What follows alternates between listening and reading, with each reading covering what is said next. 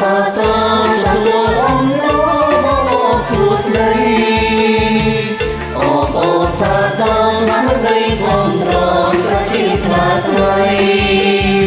សូមឲ្យបានជោគជ័យសិរីសួស្ដីសុភ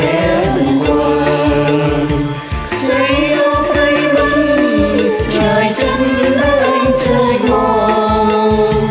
ទស្សនាប្រទេសក្នុងសម្បត្តិស្វាគមន៍